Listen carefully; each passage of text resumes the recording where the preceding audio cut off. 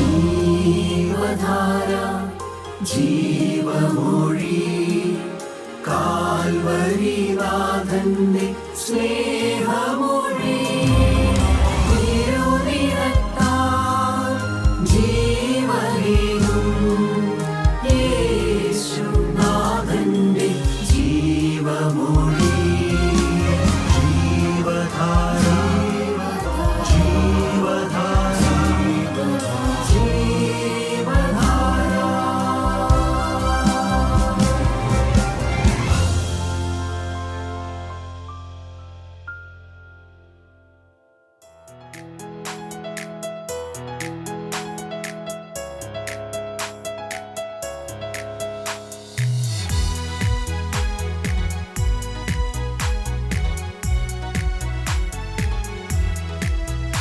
എന്റെ പ്രതിഫലം സ്വർഗത്തിലാ, എന്റെ പ്രതിഫലം സ്വർഗത്തിലാ, എന്റെ പ്രതിഫലം സ്വർഗത്തിലാ, എന്റെ പ്രതിഫലം സ്വർഗത്തിലാ.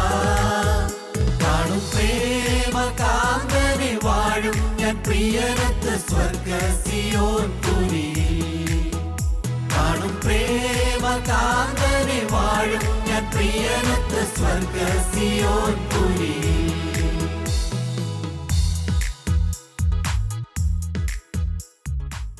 ദൈവതിരുനാമം മാത്രം മഹത്വപ്പെടുവാനിടയാകട്ടെ. ഇന്ന് നമ്മൾ ധ്യാനിക്കാൻ പോകുന്ന വിഷയം വളരെ ഗഹനമായ ഒരു സംഗതിയാണ്. അതൊരു സാമാന്യ വ്യക്തിയായ ഒരു അയോഗ്യനും പാപിയുമായ ഒരു ദുർബലനായ എനിക്ക് ചിന്തിക്കാൻ പോലും പറ്റാത്ത ഒരു വിഷയമാണ്. അത് നമ്മുടെ ക്രിസ്തീയ ജീവിതത്തിലെ ഏറ്റവും പ്രധാനപ്പെട്ട ഒരു സംഗതിയാണ്. അതുകൊണ്ട് ഞാൻ ദൈവത്തിൽ ആശ്രയിച്ച് ത്രിത്വത്തെ പറ്റി സംസാരിക്കണമെന്ന് ആഗ്രഹിക്കുകയാണ്. പ്രിയമുള്ളവരെ, ഇന്നത്തെ സന്ദേശം ത്രിത്വത്തെപ്പറ്റി നമ്മൾ ചിന്തിക്കുമ്പോൾ പല പുസ്തകങ്ങളിൽ നമ്മൾ വായിച്ചു കേട്ടിട്ടുണ്ട്. പലരുടെ ജീവിതത്തിലും അവരുടെ ജീവിത അനുഭവം പറഞ്ഞു കേട്ടിട്ടുണ്ട്. ത്രിത്വത്തെപ്പറ്റി നമ്മൾ പഠിക്കുക എന്ന് പറഞ്ഞാൽ ഒരു കൊച്ചു ബാലൻ സമുദ്രത്തിൻ്റെ തീരത്ത് ഇരുന്ന് സമുദ്രത്തിൻ്റെ തീരത്തിലുള്ള ആ മണലിൽ ഒരു ചെറിയ കുഴിയുണ്ടാക്കി തൻ്റെ കൈക്കുമ്പിളിൽ കടലിലെ വെള്ളം കോരിക്കൊണ്ടുവന്ന് ആ കുഴിയിലേക്ക് ഒഴിച്ച് കടലിലെ വെള്ളത്തെ പറ്റിക്കാനായിട്ട് ചെയ്യുന്ന പരിശ്രമം പോലെ അത്രയ്ക്ക് ഒരു മണ്ടത്തരമാണെന്ന് ആൾക്കാർ പറഞ്ഞു കേട്ടിട്ടുണ്ട്. പക്ഷേ നമ്മുടെ ക്രിസ്തീയ ജീവിതത്തിൽ നമ്മൾ ത്രിത്വത്തെ പറ്റിയുള്ള ഒരു സാമാന്യമായ ഒരു ജ്ഞാനം വചനത്തിലൂടെ നമ്മൾ മനസ്സിലാക്കിയില്ല എങ്കിൽ നമുക്ക് പല സന്ദർഭങ്ങളിലും നമുക്ക് ചില സംശയങ്ങളൊക്കെ വരുവാനായിട്ടുള്ള സാധ്യതകൾ ഉണ്ട് എന്നുള്ള നിലയിലാണ് നമ്മൾ ത്രിത്വത്തെപ്പറ്റി ചിന്തിക്കാനായിട്ട് കർത്താവിൽ ആശ്രയിക്കുന്നത്. പ്രിയമുള്ളവരെ, ത്രിത്വം എന്ന് പറഞ്ഞാൽ എന്താണ്? പിതാവായ ദൈവം, പുത്രനായ ദൈവം യേശുക്രിസ്തു, നമുക്കറിയാം പരിശുദ്ധാത്മാവായ ദൈവം. ഇവർ മൂന്ന് ദൈവങ്ങളല്ല, പക്ഷേ മൂന്ന് വ്യക്തിത്വങ്ങളായി നമുക്ക് വെളിപ്പെടുന്ന ഒരേ ഒരു ദൈവമാണ്. അതുകൊണ്ടാണ് ത്രിത്വൈക ദൈവം എന്ന് പറയുന്നത്. കവികളൊക്കെ പാടിയിട്ടുണ്ട്, ത്രിത്വൈക ദൈവമേ തൃപ്പാദ പങ്കജെ താണു വണങ്ങി നമിച്ചിടുന്നു എന്നൊക്കെ നമ്മൾ കേട്ടിട്ടുണ്ട്. ത്രിത്വം എന്ന വാക്ക് യഥാർത്ഥത്തിൽ ബൈബിളിൽ നമ്മൾ കൃത്യമായിട്ട് നോട്ട് ചെയ്തിട്ടില്ല, എവിടെയും പറഞ്ഞിട്ടില്ല, ത്രിത്വം എന്ന് പറഞ്ഞിട്ടില്ല. പക്ഷേ ത്രിത്വൈക ദൈവത്തിൻ്റെ സത്യം പല സ്ഥലങ്ങളിലും നമുക്ക് വ്യക്തമായി വെളിപ്പെടുന്നുണ്ട്. അത് വചനത്തിലൂടെ നമുക്കത് കാണുകയും ചെയ്യാം. നമുക്ക് ആദ്യമായി വിശുദ്ധ മത്തായി ശ്ലീഹ എഴുതിയ സുവിശേഷത്തിൻ്റെ 28-ാമത്തെ അധ്യായത്തിൻ്റെ 19-ാമത്തെ വചനം ഒന്ന് വായിച്ചു കേൾക്കാം. ആകയാൽ നിങ്ങൾ പുറപ്പെട്ട് പിതാവിൻ്റെയും പുത്രൻ്റെയും പരിശുദ്ധാത്മാവിൻ്റെയും നാമത്തിൽ സ്നാനം കഴിപ്പിച്ചും ഞാൻ നിങ്ങളോട് കൽപ്പിച്ചതൊക്കെയും പ്രമാണിപ്പാൻ തക്കവണ്ണം ഉപദേശിച്ചും കൊണ്ട് സകല ജാതികളെയും ശിഷ്യരാക്കിക്കൊള്ളുവീൻ. നിങ്ങൾ പോയി സകല ജാതികളെയും ആരുടെ നാമത്തിലാണ്? പിതാവിൻ്റെയും പുത്രൻ്റെയും പരിശുദ്ധാത്മാവിൻ്റെയും നാമത്തിൽ എന്നാണ് പറയുന്നത്. നാമങ്ങളിൽ എന്ന് പറയുന്നുണ്ടോ? ശരിക്കും ശ്രദ്ധിച്ചു വായിക്കുക പ്രിയമുള്ളവരെ. അവിടെ പിതാവിൻ്റെയും പുത്രൻ്റെയും പരിശുദ്ധാത്മാവിൻ്റെയും നാമത്തിൽ എന്നാണ് പറയുന്നത്. നാമത്തിൽ എന്ന് പറഞ്ഞാൽ നാമങ്ങൾ അല്ല, നാമങ്ങൾ അല്ല എന്ന് പറഞ്ഞാൽ ഒരേ ഒരു ദൈവമാണ്, ത്രിത്വൈക ദൈവമാണ്. പിതാവും പുത്രനും പരിശുദ്ധാത്മാവുമായ ത്രിത്വൈക ദൈവം. അതുകൊണ്ട് പ്രിയമുള്ളവരെ, നമ്മൾ മനസ്സിലാക്കേണ്ട ആദ്യ സത്യം എന്താണെന്ന് പറഞ്ഞാൽ ദൈവം ഒരുവൻ മാത്രമാണ്. ദൈവം ഒരുവൻ മാത്രമാണ്. ക്രിസ്തീയ വിശ്വാസം 3 ദൈവങ്ങളെ പഠിപ്പിക്കുന്നില്ല, എവിടെയും പഠിപ്പിക്കുന്നില്ല. ബൈബിൾ വ്യക്തമായി നമ്മളോട് പറയുന്നുണ്ട് ദൈവം ഒരുവൻ മാത്രം. നമ്മൾ ആവർത്തന പുസ്തകം 6-ാം അധ്യായം 4-ാമത്തെ വചനത്തിൽ നമ്മൾ എന്താണ് വായിക്കുന്നത്? ഇസ്രായേലേ കേൾക്ക, ഇസ്രായേലേ കേൾക്ക, യഹോവ നമ്മുടെ ദൈവമാകുന്നു. യഹോവ നമ്മുടെ ദൈവമാകുന്നു. യഹോവ ഏകൻ തന്നെ. യഹോവ ഏകൻ തന്നെ വളരെ വ്യക്തമായിട്ട് നമ്മളോട് പറയുകയാണ്. അതുപോലെ തന്നെ യേശയ്യാ പ്രവാചകന്റെ പുസ്തകം 45-ാമത്തെ അധ്യായത്തിൻ്റെ 5-ാമത്തെ വചനം നമ്മളോട് പറയുന്നത് ഞാനല്ലാതെ മറ്റൊരു ദൈവം നിനക്കില്ല. നമുക്ക് വായിച്ചേക്കാം. ഞാൻ യഹോവയാകുന്നു, ഞാൻ യഹോവയാകുന്നു, മറ്റൊരുത്തനുമില്ല. മറ്റൊരുത്തനുമില്ല. യഹോവ തന്നെയാണ് ദൈവം, മറ്റൊരുത്തനില്ല. ഞാനല്ലാതെ ഒരു ദൈവവുമില്ല. ഞാനല്ലാതെ ഒരു ദൈവവും ഇല്ല. അതുകൊണ്ട് വളരെ ക്ലിയറാണ്, വളരെ സ്പഷ്ടമാണ്. ദൈവം ഏകനാണ്, ദൈവം ഏകനാണ്. അതുപോലെ തന്നെ നമുക്ക് വിശുദ്ധ പൗലോസ്ലീഹ തിമോത്തിക്ക് എഴുതിയ 1-ാമത്തെ ലേഖനം 2-ാം അധ്യായം 5-ാമത്തെ വചനം വായിച്ചത്. ദൈവം ഒരുവനല്ലോ, ദൈവം ഒരുവനല്ലോ, ദൈവത്തിനും മനുഷ്യർക്കും മധ്യസ്ഥനും ഒരുവൻ. ദൈവത്തിനും മനുഷ്യനും നടുവേ ഉള്ള മധ്യസ്ഥനും ഒരുവൻ. അപ്പോൾ നമുക്ക് വളരെ വ്യക്തമായിട്ട് നമുക്ക് മനസ്സിലാകുന്നുണ്ട് ദൈവം ഒരേ ഒരു വ്യക്തിയാണ്, ഒറ്റ ദൈവമാണ്, ഏക ദൈവമാണ്. 3 ദൈവങ്ങളില്ല, ഒരേ ഒരു ദൈവത്തിൻ്റെ 3 വ്യക്തിത്വങ്ങളാണ് പിതാവ്, പുത്രൻ, പരിശുദ്ധാത്മാവ് എന്നുള്ളത് നമുക്ക് വളരെ വളരെ സ്നേഹത്തോടെ നമ്മൾ മനസ്സിലാക്കേണ്ട ഒരു സത്യമാണ്. പ്രിയ സഹോദരി സഹോദരന്മാരെ, നമുക്ക് ആദ്യമായിട്ട് പിതാവായ ദൈവത്തെപ്പറ്റി നമുക്ക് അല്പം നേരം ചിന്തിക്കാം. വിശുദ്ധ വേദപുസ്തകം നമ്മളെ പഠിപ്പിക്കുന്നത്, ഇല്ലെങ്കിൽ നമുക്ക് പിതാവായ ദൈവത്തെ വെളിപ്പെടുത്തുന്നത് എങ്ങനെയാണെന്ന് പറഞ്ഞാൽ സൃഷ്ടാവായ ദൈവമായും സ്നേഹമുള്ള ദൈവമായുമാണ് നമുക്ക് വെളിപ്പെടുത്തുന്നത്. വിശുദ്ധ പൗലോസ്ലീഹ റോമാക്കാർക്ക് എഴുതിയ ലേഖനം 1-ാം അധ്യായം 4-ാമത്തെ വചനത്തിൽ നമ്മൾ ഇങ്ങനെയാണ് വായിക്കുന്നത്. നമ്മുടെ പിതാവായ ദൈവത്തിങ്കൽ നിന്നും, നമ്മുടെ പിതാവായ ദൈവത്തിങ്കൽ നിന്നും, കർത്താവായ യേശുക്രിസ്തുവിങ്കൽ നിന്നും, കർത്താവായ യേശുക്രിസ്തുവിങ്കിൽ നിന്നും നിങ്ങൾക്ക് കൃപയും സമാധാനവും ഉണ്ടാകട്ടെ. നിങ്ങൾക്ക് കൃപയും സമാധാനവും ഉണ്ടാകട്ടെ എന്നാണ്. അതുപോലെ തന്നെ വിശുദ്ധ മത്തായി ശ്ലീഹായുടെ സുവിശേഷം 6-ാം അധ്യായം 9-ാമത്തെ വചനത്തിൽ നമ്മൾ ആ പ്രാർത്ഥന തുടങ്ങുന്നത് ഇങ്ങനെയാണ്. നിങ്ങൾ ഇവണ്ണം പ്രാർത്ഥിപ്പീൻ, സ്വർഗസ്ഥനായ ഞങ്ങളുടെ പിതാവേ. സ്വർഗസ്ഥനായ ഞങ്ങളുടെ പിതാവേ എന്നാണ് നമ്മളെ പ്രാർത്ഥിക്കാൻ പഠിപ്പിക്കുന്നത്. നമുക്കറിയാവുന്ന പ്രാർത്ഥനയാണ്. അതുകൊണ്ട് നമുക്ക് ആ പ്രാർത്ഥനയുടെ ആ സ്റ്റാർട്ടിംഗ് പോയിന്റ് സ്വർഗസ്ഥനായ ഞങ്ങളുടെ പിതാവേ എന്നാണ് പ്രാർത്ഥിക്കാനായിട്ട് പഠിപ്പിക്കുന്നത്. ദൈവത്തിൻ്റെ സ്നേഹം, ദൈവം ലോകത്തെ എത്രമാത്രം സ്നേഹിച്ചു എന്നുള്ളത് നമുക്ക് മനസ്സിലാകുവാനായിട്ട് നമുക്കെല്ലാവർക്കും ബൈഹാർട്ടുള്ള ഒരു വചനമുണ്ട്. വിശുദ്ധ യോഹന്നാൻ്റെ സുവിശേഷം 3-ാം അധ്യായം 16-ാമത്തെ വചനം. തൻ്റെ ഏകജാതനായ പുത്രനിൽ വിശ്വസിക്കുന്ന ഏവനും, തൻ്റെ ഏകജാതനായ പുത്രനിൽ വിശ്വസിക്കുന്ന ഏവനും നശിച്ചു പോകാതെ നിത്യജീവൻ പ്രാപിക്കേണ്ടതിന് ദൈവം അവനെ നൽകുവാൻ തക്കവണ്ണം ലോകത്തെ സ്നേഹിച്ചു. പിതാവായ ദൈവത്തിൻ്റെ സ്നേഹം എങ്ങനെയാണ് വെളിപ്പെട്ടത് പ്രിയമുള്ളവരെ? എങ്ങനെയാണ് വെളിപ്പെട്ടത്? തൻ്റെ ഏകജാതനായ പുത്രനെ, യേശു തമ്പുരാനെ ലോകത്തിലേക്ക് നൽകുവാൻ തക്കവണ്ണം. എന്തിനാണ് നൽകിയത്? നമുക്കറിയാം. സകല മനുകുലത്തിൻ്റെയും പാപത്തിൻ്റെ മറുവിലയായിട്ട് ക്രൂശിൽ തറച്ച് കൊല്ലുവാനായിട്ട് നൽകിയ പിതാവിൻ്റെ സ്നേഹം എത്രയധികമാണ്, നമുക്ക് ഒരിക്കലും അളക്കാൻ പറ്റാത്ത ഒരു സ്നേഹമാണ്. അതുകൊണ്ട് പ്രിയമുള്ളവരെ, പിതാവായ ദൈവം പരിശുദ്ധനാണ്, സ്നേഹമുള്ളവനാണ്, നീതിമാനാണ്, കരുണയുള്ളവനാണ്. ഇതാണ് നമ്മൾ പിതാവായ ദൈവത്തെപ്പറ്റി നമ്മൾ പഠിക്കുന്നത്. ഇനി നമ്മൾ കർത്താവിൽ ശരണം വെച്ചുകൊണ്ട് യേശു ക്രിസ്തുവിനെ പറ്റി നമ്മൾക്ക് ചിന്തിക്കാം. യേശു ക്രിസ്തു പൂർണ്ണ ദൈവമാണ്, പൂർണ്ണ ദൈവമാണ്. ചിലർ യേശു ക്രിസ്തുവിനെ ഒരു പ്രവാചകനായി മാത്രം കാണുന്നവരുണ്ട്, എത്രയോ സെക്റ്റുകളുണ്ട്. എന്നാൽ വിശുദ്ധ വേദപുസ്തകം നമ്മളെ പഠിപ്പിക്കുന്നത് എന്താണ്? യേശു ക്രിസ്തു പൂർണ്ണ ദൈവമാണ്.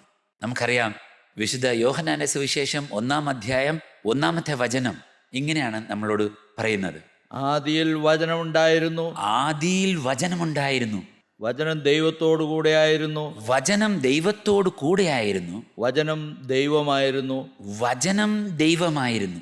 അതുപോലെ തന്നെ യോഹന്നാന്റെ സുവിശേഷം 1-ാം അധ്യായത്തിൽ തന്നെ 14-ാമത്തെ വചനം നമ്മളോട് ഇങ്ങനെ പറയുന്നു: വചനം ജഡമായി തീർന്നു, വചനം ജഡമായി തീർന്നു. ഇവിടെ നമ്മൾ ഒരു ശകലം നമ്മൾ ചിന്തിച്ചു കഴിഞ്ഞാൽ, പ്രിയമുള്ളവരെ, വളരെ കുറച്ച് സൂക്ഷ്മമായിട്ട് നമ്മൾ ചിന്തിക്കണം. പിതാവിനെ ആരും കണ്ടിട്ടില്ല, പരിശുദ്ധാത്മാവിനെയും ആരും കണ്ടിട്ടില്ല. പിതാവ് എങ്ങനെയുള്ളവനാണെന്ന് കാണുവാനായിട്ട്, കൂടെ വസിക്കുവാനായിട്ടാണ് എമ്മാനുവലായിട്ട് യേശു ക്രിസ്തു നമ്മുടെ ഇടയിൽ വന്നത്. അപ്പോൾ ആദിയിൽ സൃഷ്ടിക്കുമ്പോൾ അത് ഉണ്ടാകട്ടെ എന്നുള്ള സ്വരം എവിടെ നിന്നാണ് വരുന്നത്? പിതാവിൽ നിന്നാണ് വരുന്നത്. ആ സ്വരം ആരാണ്? അത് വചനം ആരാണ്? ക്രിസ്തു ആണെന്നാണ് യോഹന്നാൻ ശ്ലീഹ വ്യക്തമായിട്ട് പറയുന്നത്. ആദിയിൽ വചനമുണ്ടായിരുന്നു, വചനം ദൈവത്തോടു കൂടിയായിരുന്നു. ഇപ്പം നമ്മൾ ഒരു സംസാരിക്കുന്നതിന് മുന്നേ ആ സ്വരം നമ്മുടെ ഉള്ളിലുണ്ടല്ലോ, നമ്മൾ സ്വരം പറയുന്നു. ആ സ്വരം ആയിട്ട് വരുന്നത്, വചനമായിട്ട് വരുന്നത് ക്രിസ്തുവാണ്. ആ വചനം എന്താണെന്ന് മനസ്സിലാക്കി തരുന്നതാണ് പരിശുദ്ധാത്മാവ്, നമുക്കറിയാതെ. അപ്പോൾ ഈ വചനം ജഡമായിട്ട് നമുക്കറിയാം, യേശു ക്രിസ്തുവായിട്ട് നമുക്ക് ഈ ഭൂമിയിൽ ജാതനായി. അതുപോലെ തന്നെ പ്രിയമുള്ളവരെ, തോമാസ് ലീഹയുടെ ഒരു സാക്ഷ്യത്തിനകത്തും അത് കൃത്യമായിട്ട് നമുക്ക് മനസ്സിലാകും. നമുക്കറിയാമല്ലോ, എല്ലാവർക്കും പ്രത്യക്ഷപ്പെട്ടപ്പോഴും തോമാസ് ലീഹ ഇല്ലാത്തത് കൊണ്ട് തോമാസ് ലീഹ പറയുമല്ലോ, ഞാൻ അവനെ കാണാതെ വിശ്വസിക്കാൻ. നമുക്കറിയാവുന്ന വചനമാണ്, അതിപ്പോൾ വായിക്കുന്നില്ല. പക്ഷേ കണ്ടു കഴിഞ്ഞ് യേശു ക്രിസ്തു പറയുമല്ലോ, നീ വന്ന് നോക്ക്, എൻ്റെ കൈകളിലുള്ള ആണിപ്പഴുതിനെ കാണ്, എൻ്റെ വിലാപ്പുറത്ത് നീ കൈയിട് എന്നൊക്കെ പറഞ്ഞപ്പോൾ തോമാസ് ലീഹ അതൊക്കെ ചെയ്യുമോ? ഇല്ല. അവിടെ നിന്നുകൊണ്ട് ഒരു വിശ്വാസ സത്യം ഏറ്റുപറയും. നമ്മളെല്ലാം സെൻറ്റ് തോമസ് ക്രിസ്ത്യൻസ് ആണെന്ന് നമ്മൾ അഹങ്കരിക്കുന്നവരാണ്. പക്ഷേ തോമസ് ലീഹ എന്താണ് പറഞ്ഞത്? എൻ്റെ കർത്താവും എൻ്റെ ദൈവവുമേ എന്നാണ്. എൻ്റെ കർത്താവും എൻ്റെ ദൈവവുമേ. നമുക്കത് വായിച്ചേക്കാം. വിശുദ്ധ യോഹന്നാന്റെ സുവിശേഷം 20-ാം അധ്യായം 28-ാമത്തെ വചനമാണ്. തോമസ് അവനോട് എൻ്റെ കർത്താവും എൻ്റെ ദൈവവുമായുള്ളവേ എന്നൊരു വലിയൊരു പ്രാർത്ഥനയാണ്, ഒരു ആരാധനയാണ്. അപ്പോൾ യേശുദമ്പുരാൻ പറയുന്നില്ല, നീ എന്താ ഈ പറയുന്നത് അന്ന് പറയുന്നില്ല. യേശുദമ്പുരാൻ അതിനെ ആ ആരാധനേനെ, ആ ആരാധനാ വചനത്തെ, എൻ്റെ കർത്താവും എൻ്റെ ദൈവവുമായുള്ളവേ എന്ന് തോമാസ് ലീഹ ആരാധനയുടെ ഭാവത്തിൽ പറഞ്ഞ ആ പ്രാർത്ഥനേനെ യേശുദമ്പുരാൻ നിരസിക്കുന്നില്ല. എന്താണ് അതിൻ്റെ അർത്ഥം? യേശുദമ്പുരാൻ പൂർണ്ണമായ മനുഷ്യനായിരുന്നെങ്കിലും പൂർണ്ണ ദൈവവുമായിരുന്നു എന്നുള്ളതിൻ്റെ അംഗീകാരമാണ്, പ്രിയമുള്ളവരെ. അതുപോലെ തന്നെ യേശു ക്രിസ്തു പാപങ്ങൾ ക്ഷമിക്കുന്ന ഒരു വചനം നമ്മൾ വായിക്കും. അത് വിശുദ്ധ മർക്കോസിന്റെ സുവിശേഷം 2-ാം അധ്യായം 7-ാമത്തെ വചനമാണ്. ദൈവൻ ഒരുവനല്ലാതെ പാപങ്ങളെ മോചിപ്പാൻ കഴിയുന്നവനാർ എന്ന് ഹൃദയത്തിൽ ചിന്തിച്ചുകൊണ്ടിരുന്നു. അവർ ചിന്തിക്കുവാണ്. എന്നാൽ തളർവാദ രോഗിയോട് യേശുദമ്പുരാൻ പറയല്ലേ, നിന്റെ പാപങ്ങൾ ക്ഷമിക്കപ്പെട്ടിരിക്കുന്നു എന്ന് പറയല്ലേ. അപ്പോൾ അവിടെയുള്ള പരീശന്മാർ മനസ്സിൽ പറയുന്നതാണ്, നമ്മുടെ ഹൃദയങ്ങളെയും ഹൃദയത്തിൻ്റെ ഭാവനകളെയും ചിന്തകളെയും ഒക്കെ ആരാഞ്ഞറിയുന്നവനാണ് ക്രിസ്തു, നമുക്ക് നല്ലപോലെ അറിയാം. അപ്പോൾ അവർ മനസ്സിൽ ചിന്തിക്കുന്നതാണ് ഇങ്ങനെ, ദൈവമല്ലാതെ ആർക്ക് പാപങ്ങൾ ക്ഷമിപ്പാൻ കഴിയും? പക്ഷേ യേശു പാപങ്ങളെ ക്ഷമിച്ചു. അവനോട് പറയും, നീ നിന്റെ കടക്കയെടുത്ത് നടക്ക എന്ന് പറയും. അപ്പോൾ അതിൻ്റെ അർത്ഥം എന്താണ്? യേശു തമ്പുരാൻ പാപങ്ങളെ ക്ഷമിക്കുവാനായിട്ട്, ദൈവത്തിന് മാത്രമേ പാപങ്ങളെ ക്ഷമിക്കുവാനായിട്ടുള്ള ശക്തിയുള്ളൂ. അപ്പോൾ യേശുതമ്പുരാൻ പറയുകയാണ്, നീ നിൻ്റെ പാപങ്ങൾ ക്ഷമിക്കപ്പെട്ടിരിക്കുന്നു എന്ന് പറയുമ്പോൾ എന്താണ് പ്രിയമുള്ളവരെ? യേശു ദൈവമാണ്. യേശു ദൈവമാണ്. യേശുവിനെയും പിതാവിനെയും പറ്റി നമുക്ക് ചിന്തിക്കാം പ്രിയമുള്ളവരെ. യോഹന്നാന്റെ സുവിശേഷം 10-ാം അധ്യായം 30-ാമത്തെ വചനത്തിൽ നമ്മളിങ്ങനെയാണ് വായിക്കുന്നത്: ഞാനും പിതാവും ഒന്നാകുന്നു. ഞാനും പിതാവും ഒന്നാകുന്നു. ത്രിത്വൈക ദൈവത്തിൻ്റെ 2 വ്യക്തിത്വങ്ങൾ, പിതാവും ഞാനും ഒന്നാകുന്നു എന്നുള്ളതാണ്. ഞാനും പിതാവും ഒന്നാകുന്നു. യേശു ഒരു നല്ല ഗുരു മാത്രമല്ല പ്രിയമുള്ളവരെ, അവൻ ഇമ്മാനുവലാണ്. ഇമ്മാനുവൽ എന്ന് പറഞ്ഞാൽ എന്താണ്? ദൈവം നമ്മോട് കൂടെ. നമ്മൾ വിശുദ്ധ വേദപുസ്തകത്തിൽ ഈ ഇമ്മാനുവൽ എന്നുള്ള വചനം, ആ വാക്ക് 2-3 സ്ഥലങ്ങളിൽ നമുക്ക് വ്യക്തമായിട്ട് നമുക്ക് വായിക്കാൻ പറ്റുന്നതാണ്. പ്രിയമുള്ളവരെ, നമുക്കിപ്പോൾ ത്രിത്വത്തിൽ 3-മനായ പരിശുദ്ധാത്മാവിനെ പറ്റി നമുക്ക് ചിന്തിക്കാം. പരിശുദ്ധാത്മാവ് പൂർണ്ണ ദൈവമാണ്. അതൊരു ശക്തി മാത്രമല്ല, അതൊരു ദൈവിക വ്യക്തിത്വമാണ്.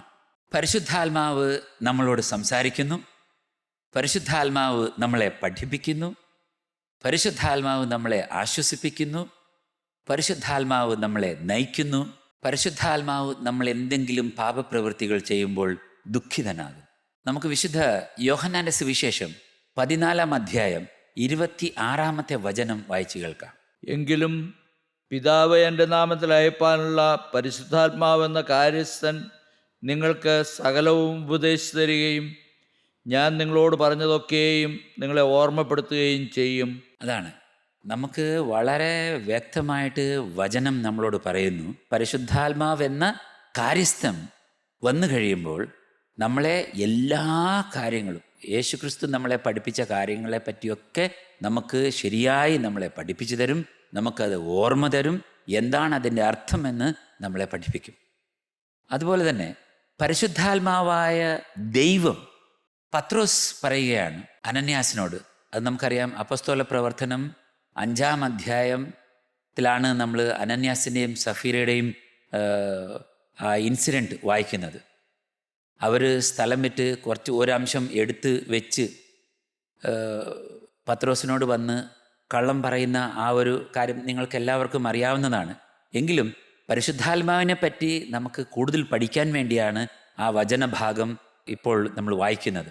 അപ്പസ്തോല പ്രവർത്തനം 5-ാം അധ്യായം 3 മുതലുള്ള വചനങ്ങൾ നമുക്ക് വായിച്ചു കേൾക്കാം. അപ്പോൾ പത്രോസ്, അനന്യാസേ, പരിശുദ്ധാത്മാവിനോട് വ്യാജം കാണിപ്പാനും നിലത്തിൻ്റെ വിലയിൽ കുറെ എടുത്തു വയ്പ്പാനും സാത്താൻ നിന്റെ ഹൃദയം കൈവശമാക്കിയത് എന്ത്?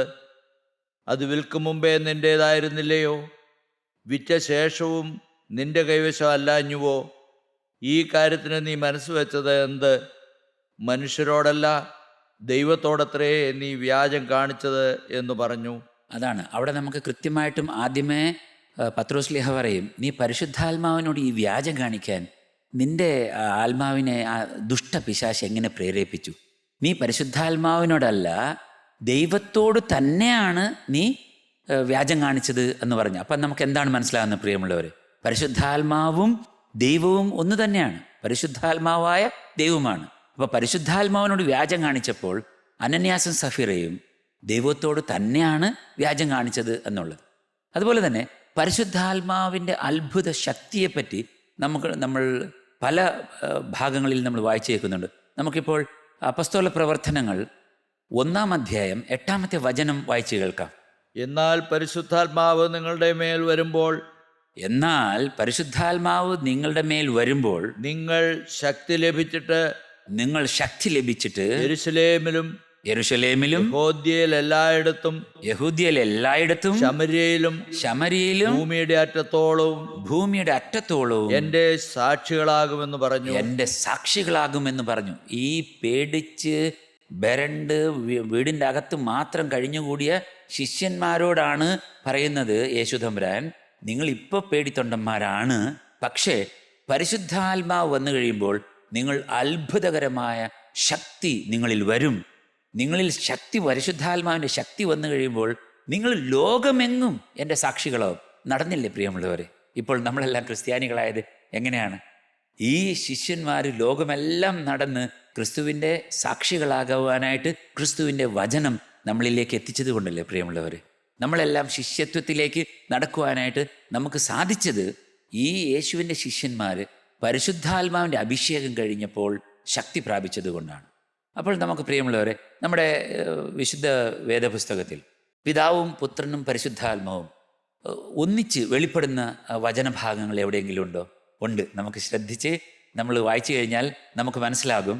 യേശു ക്രിസ്തുവിൻ്റെ ജ്ഞാനസ്ഥാനത്തിൻ്റെ സമയത്ത് അത് നമ്മൾ വിശുദ്ധ മത്തായി ശ്ലീഹയുടെ സുവിശേഷം 3-ാം അധ്യായം 16-17 വചനം നമ്മൾ വായിക്കുമ്പോൾ ഈ പിതാവിൻ്റെയും പുത്രൻ്റെയും പരിശുദ്ധാത്മാവിൻ്റെയും സാന്നിധ്യം നമുക്ക് ഒരുമിച്ച് കാണാൻ പറ്റും. യേശു സ്നാനമേറ്റ ഉടനെ വെള്ളത്തിൽ നിന്ന് കയറി. യേശു സ്നാനമേറ്റ ഉടനെ വെള്ളത്തിൽ നിന്ന് കയറി. അപ്പോൾ സ്വർഗം തുറന്ന് ദൈവാത്മാവ് പ്രാവെന്ന പോലെ ഇറങ്ങി തന്റെ മേൽ വരുന്നത് അവൻ കണ്ടു. ഇവൻ എൻ്റെ പ്രിയപുത്രൻ, ഇവനിൽ ഞാൻ പ്രസാദിച്ചിരിക്കുന്നു എന്ന് സ്വർഗത്തിൽ നിന്നൊരു ശബ്ദവും ഉണ്ടായി. പ്രിയമുള്ളവരെ, ആ സ്വർഗത്തിൽ നിന്നൊരു സ്വരം കേൾക്കുകയാണ്. അത് പിതാവാണ് പറയുന്നത്. ആര്? പുത്രൻ വെള്ളത്തിലുണ്ട്. വെള്ളത്തിൽ സ്നാനം കഴിച്ച് വെള്ളത്തിൽ നിന്ന് കയറി വരുമ്പോൾ ആ പുത്രൻ്റെ സാന്നിധ്യമുണ്ട്, പിതാവിൻ്റെ സാന്നിധ്യം ശബ്ദമായിട്ടുണ്ട്. ഏതാണ്? ഇവൻ എൻ്റെ പ്രിയപുത്രനാകുന്നു, ഇവനിൽ ഞാൻ പ്രസാദിച്ചിരിക്കുന്നു എന്നുള്ള ശബ്ദവും കേൾക്കുന്നുണ്ട്. അതുപോലെ തന്നെ സ്വർഗം തുറന്ന് അവിടുന്ന് പരിശുദ്ധാത്മാവ് പ്രാവിൻ്റെ രൂപത്തിൽ വന്ന് യേശുവിൻ്റെ മേൽ ഇറങ്ങുന്നതും നമ്മൾ കണ്ടു. അപ്പം പിതാവും പുത്രനും പരിശുദ്ധാത്മാവും ഒന്നിച്ച് ഒരു സ്ഥലത്ത് നമ്മൾ അവിടെ കാണുകയാണ്. പ്രിയമുള്ളവർ, എത്ര അത്ഭുതകരമായ ഒരു ദൃശ്യമാണ്. യേശുക്രിസ്തുവിൻ്റെ പരസ്യ ജീവിതത്തിന് മുന്നോടിയായിട്ട് നടക്കുന്ന അത്ഭുതകരമായ ഒരു ദർശനം. അതുപോലെ തന്നെ പ്രിയമുള്ളവരെ, അപ്പസ്തോലിക ആശീർവാദമൊക്കെ നമ്മൾ ശ്രദ്ധിച്ച് വായിച്ചു കഴിഞ്ഞാൽ നമുക്ക് ഈ ത്രിത്വത്തിൻ്റെ ഒരു ആശയം കൃത്യമായിട്ട് നമുക്ക് മനസ്സിലാകും. കൊരിന്ത്യോസുകാർക്ക് പൗലോസ്ലീഹ എഴുതിയ 2-ാമത്തെ ലേഖനത്തിൻ്റെ 13-ാം അധ്യായത്തിൻ്റെ 14-ാമത്തെ വചനം നമ്മൾ ഇങ്ങനെയാണ് വായിക്കുന്നത്. കർത്താവായ യേശു ക്രിസ്തുവിൻ്റെ കൃപയും ദൈവത്തിൻ്റെ സ്നേഹവും പരിശുദ്ധാത്മാവിന്റെ കൂട്ടായ്മയും എല്ലാവരോടും കൂടി ഇരിക്കുമാറാകട്ടെ. അപ്പോൾ നമുക്ക് ഈ ത്രിത്വൈക രഹസ്യം വളരെ വ്യക്തമായിട്ട് ഒരു ആശീർവാദത്തിലൂടെ വരികയാണ്. പിതാവായ ദൈവത്തിൻ്റെ സ്നേഹമാണ്. ആരാണ്? പുത്രൻ. കൃപയായിട്ട് വന്ന ഈ കൃപായുഗത്തിലെ കൃപാസാഗരനായ യേശുക്രിസ്തു അല്ലേ? നമ്മൾ എത്ര പാപത്തിൻ്റെ പടുകുഴിയിൽ കിടന്നാലും യേശുക്രിസ്തുവിൽ വിശ്വസിച്ച് കഴിഞ്ഞാൽ, യേശുക്രിസ്തുവിൻ്റെ വചനമനുസരിച്ച് നമ്മൾ ജീവിച്ചു കഴിഞ്ഞാൽ നമ്മൾ രക്ഷ പ്രാപിക്കുകയാണ്. അത് കൃപയാണ്. അതുകൊണ്ടാണ് യേശുക്രിസ്തുവിൻ്റെ കൃപ എന്ന് നമ്മൾ പറയുന്നത്. അതുപോലെ ഇതെല്ലാം നമുക്ക് മനസ്സിലാവണമെങ്കിൽ നമ്മളെ ഈ കൂട്ടായ്മയിലൂടെ നമ്മളെ നയിക്കുന്നത്, നമ്മുടെ കൂട്ടായ്മ ജീവിതം എപ്പോഴും സാർത്ഥകമാകുന്നത്, അത് കുടുംബത്തിലാവട്ടെ, നമ്മുടെ ഫെലോഷിപ്പിലാവട്ടെ, നമ്മളുള്ള സൊസൈറ്റിയിലാവട്ടെ, നമ്മുടെ പള്ളികളിലാവട്ടെ, അത് കൂട്ടായ്മ ജീവിതം സാർത്ഥകമാകുന്നത് അത് പരിശുദ്ധാത്മാവിൻ്റെ കൂട്ടായ്മ ഉള്ളപ്പോഴാണ്, സഹവാസം ഉള്ളപ്പോഴാണ്. അതുകൊണ്ടാണ് അങ്ങനെ ഒരു അത്ഭുതകരമായ ഒരു ആശീർവാദം വിശുദ്ധ പൗലോസ്ലീഹ കൊരിന്ത്യോസുകാർക്ക് കൊടുക്കുന്നത്. കർത്താവായ യേശു ക്രിസ്തുവിൻ്റെ കൃപയും പിതാവായ ദൈവത്തിൻ്റെ സ്നേഹവും പരിശുദ്ധാത്മാവിൻ്റെ സംബന്ധവും സഹവാസവും, നമ്മളുടെ എല്ലാ ആശീർവാദങ്ങളും വിശുദ്ധ വേദ പുസ്തകത്തിൽ നിന്നുള്ള ആശീർവാദം തന്നെയാണ് പ്രിയമുള്ളവർ. അതുകൊണ്ട് പ്രിയ സഹോദരി സഹോദരന്മാരെ, ഏറ്റവും വലിയ ക്രിസ്തീയ ജീവിതത്തിൻ്റെ മൂലക്കല്ലായി നമ്മൾ നമ്മുടെ ഹൃദയത്തിൽ സൂക്ഷിക്കേണ്ട ത്രിത്വൈക രഹസ്യം ഒരു ചെറിയ ഒരു അംശം മാത്രമേ നമുക്ക് ഇന്നത്തെ ഈ മെസ്സേജിൽ നമുക്ക് പഠിക്കാനായിട്ട് സാധിച്ചിട്ടുള്ളൂ. പ്രിയമുള്ളവർ, എന്താണ് നമ്മൾ പഠിച്ച കാര്യങ്ങൾ? എന്താണ് ത്രിത്വം നമ്മളെ പഠിപ്പിക്കുന്നത്? നമ്മെ സ്നേഹിക്കുന്ന ഒരു പിതാവുണ്ട്. സ്വർഗത്തിൽ നമ്മെ സ്നേഹിക്കുന്ന ഒരു പിതാവുണ്ട്. നമുക്ക് വേണ്ടി മരിച്ച പുത്രൻ നമ്മൾ അറിയുന്നു. നമുക്ക് വേണ്ടി മരിച്ച പുത്രനാണ് ആരാണ്? യേശു തമ്പുരാനാണ്. അതുപോലെ തന്നെ യേശു തമ്പുരാൻ കുരിശുമരണത്തിലേക്ക് നടന്ന് നീങ്ങുന്നതിന് മുന്നം ശിഷ്യന്മാരോട് പറഞ്ഞ ഒരു കാര്യമുണ്ടല്ലോ, ഞാൻ പോയാൽ കാര്യസ്ഥനെ നിങ്ങളുടെ അടുത്തേക്ക് അയക്കും, നിങ്ങളോട് കൂടെ വസിക്കുവാനായിട്ട്. അതുകൊണ്ടാണ് നമ്മൾ ത്രിത്വത്തിൽ മൂന്നാമനായ പരിശുദ്ധാത്മാവ് നമ്മളിൽ വസിക്കുകയാണ്. നമ്മൾ പരിശുദ്ധാത്മാവ് നിറഞ്ഞ ഒരു ജീവിതം നയിക്കുവാനായിട്ട് പരിശുദ്ധാത്മാവ് നമ്മളിൽ വസിക്കുകയാണ്. അതുകൊണ്ട് പ്രിയമുള്ളവരെ, ഒരേ ഒരു ദൈവമേ ഉള്ളൂ. പക്ഷേ ആ ഒരു ദൈവത്തിന് 3 വ്യക്തിത്വങ്ങളുണ്ട്. ദൈവം പൂർണ്ണ സ്നേഹം മാത്രമാണ്. ദൈവത്തിൽ പൂർണ്ണ ഐക്യവുമുണ്ട്.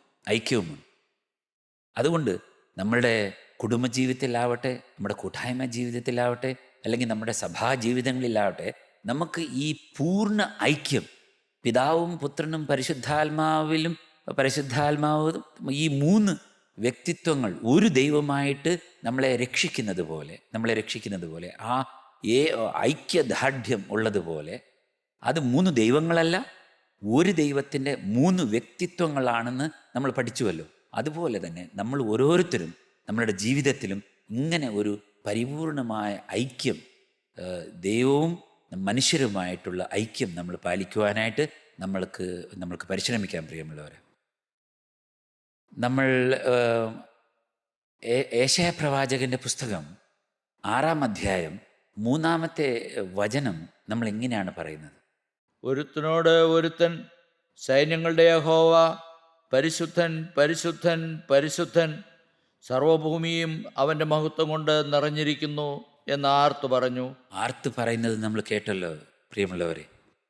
നമ്മൾ എപ്പോഴും പരിശുദ്ധരായി ജീവിക്കേണ്ടതിന് ഈ പരിശുദ്ധനായ ദൈവത്തെയാണ് നമ്മൾ എപ്പോഴും ആരാധിക്കേണ്ടത്. പരിശുദ്ധൻ, പരിശുദ്ധൻ, പരിശുദ്ധൻ, പരിശുദ്ധി മാത്രം, പാപത്തിൻ്റെ അംശമൊന്നുമില്ല. അപ്പോൾ നമ്മുടെ ജീവിതത്തിൽ എന്തെങ്കിലും പാപക്കറകൾ വരുമ്പോൾ നമുക്ക് പാപക്കറകളെ ക്രിസ്തുവിൻ്റെ വിശുദ്ധ രക്തത്താൽ കഴുകി കളയുവാനായിട്ടുള്ള ഭാഗ്യവും നമുക്ക് തന്നിട്ടുണ്ട്. അപ്പോൾ നമുക്കും പരിശുദ്ധൻ, പരിശുദ്ധൻ എന്ന് വിശുദ്ധിയോടെ ദൈവത്തെ പാടി സ്തുതിക്കുവാനായിട്ട് പറ്റും.